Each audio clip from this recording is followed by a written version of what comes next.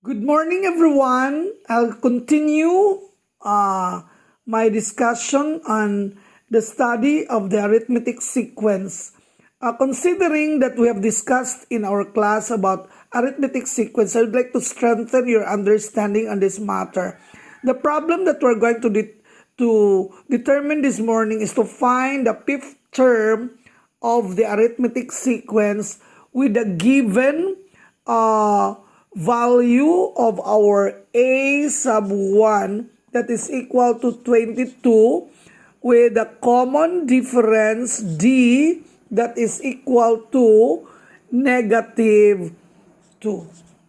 Okay, now to solve this one, because I told you that we need a formula to solve for this matter. So we have to remember that we need to find a sub 5.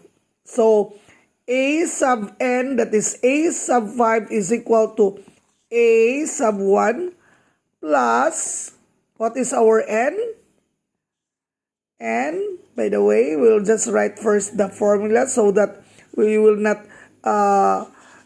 get challenged. So we'll have here our a sub 5 is our unknown with a given a sub 1, 22, plus our n is 5, this one here. Okay, so 5 minus 1 times our d that is equal to negative 2. Okay, negative 2. Notice that we have 22 here plus 5 minus 1 is 4. And our multiplier is negative 2. Okay, so we have here 22 plus, what is 4 times negative 2?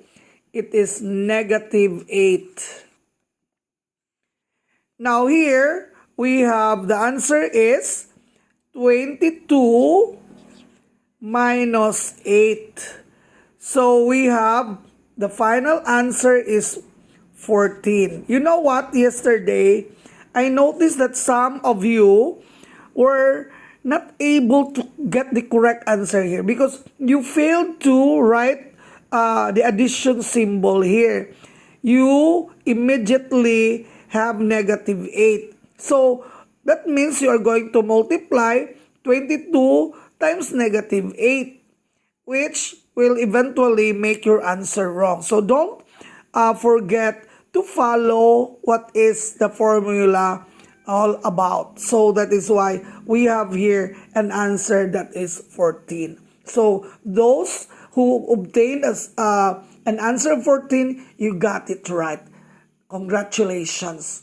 Okay, the second part here, this second part here is a bit challenging because this will involve other equations. No? So we have here in number 2, you were asked to find the fifth term given a sub 2 is equal to negative 3. Notice it's not a sub 1 but a sub 2. And the other one is a sub 4 that is equal to 1. No? 1. Okay. We don't have any difference yet. We don't have any a sub 1 because those unknown variables, say, going back to the formula, a sub n is equal to a sub 1 plus n minus 1 times d. Well, we can have our n, that is the fifth term, but we don't have an a sub 1 and our d. So we are going to go into that matter by considering a sub 2 first. So for a sub 2, that is our a sub n. A sub n is equal to a sub 1 plus n minus 1 times d. Okay, our a sub n will become a sub 2, that is equal to a sub 1, unknown, plus n. Our n is 2. minus 1 times D. Simplify. So we have A sub 2 is negative 3 as given. It's here. Then is equal to A sub 1 plus 2 times 1, 2 minus 1 is 1 times D. So 1 times D. Okay? So we have here 1 times D. Enclose it in parentheses so that you will not get confused. So we can have negative 3 is equal to A sub 1 plus D. So this is your equation 1. Okay. The next part is we will consider A sub 4 is equal to 1. Okay. So A sub 4 will go directly instead of writing A sub n, since we have limited space. We have A sub 4 is equal to A sub 1 plus n in close parentheses minus 1 times D. Okay. Our A sub 4 is 1 is equal to A sub 1, then we have plus 4 minus 1 times D. Okay. We have 1 is equal to A sub 1 plus 4 minus 1 is 3D. Okay. So rewrite the two equations. This is our equation 2. So equation 2. So we will erase this portion here on top so that we'll have more space. So we will rewrite these two equations. Negative 3 is equal to A sub 1 plus D. Then the other one is 1 is equal to A sub 1 plus 3D. Okay? So what will happen here is we're going to simplify the equation. To simplify the equation, we're going to subtract. Use subtraction. Okay, negative 3 minus 1 is negative 4 equals A sub 1 minus A sub 1 is 0. This is what one of my students said. A sub 1 can be replaced by any number, correct? Because A sub 1 is an arbitrary variable where we can replace it with any value. Plus, D minus 3D is negative 2D. Okay? So, negative 2D. Now, to find D, we have to, okay, I will erase this portion here so that we will be able to proceed to the next part. So, we have 4, negative 4 is equal to negative 2D. We can divide this by negative 2, both sides 2, make this equal to 1. And then we have here negative 2. So, negative 2 divided by negative 2 is 1. So, that is 1 times D is D. So, this is what they call cancel. No? So, when you cancel out, the meaning there is they are equal to 1. The quotient is 1. So, 1 times D is D. And negative 4 divided by negative 2 is 2. Therefore, D is 2. The common difference is 2. Now, we have the common difference now.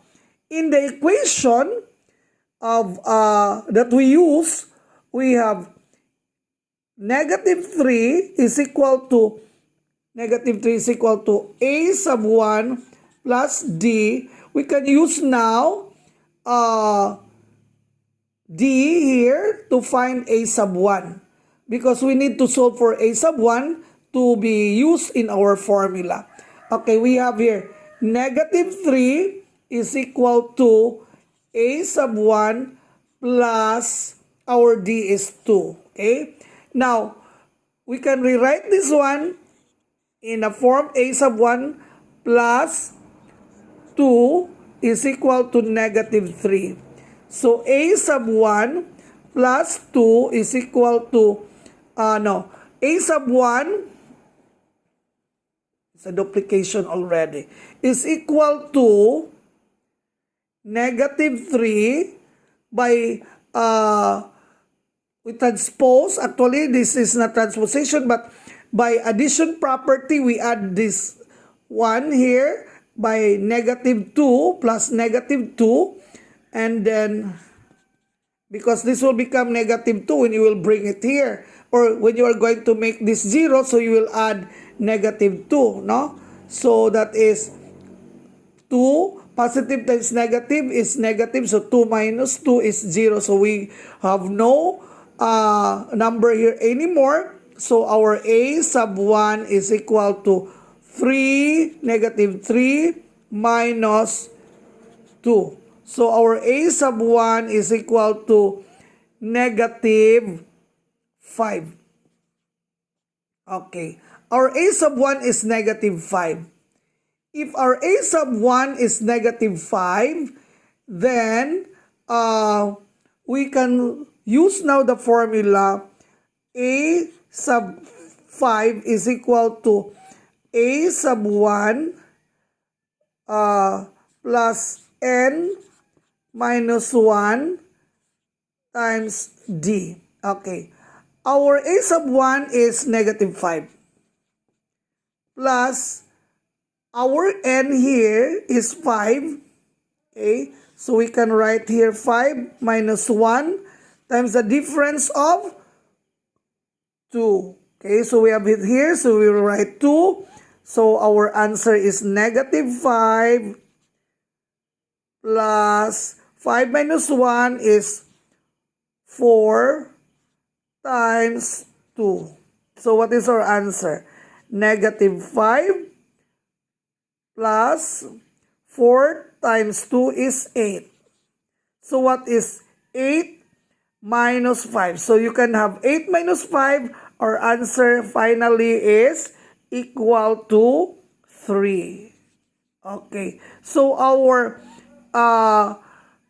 next term, the fifth term is 3, where our second term in the sequence is actually given as negative 3, and fourth term is 1. So our fifth term is 3. So this is our answer. This one here. This one. So this is our final answer. So it's very tedious. So we need extra care in the process of solving. Thank you very much and good morning.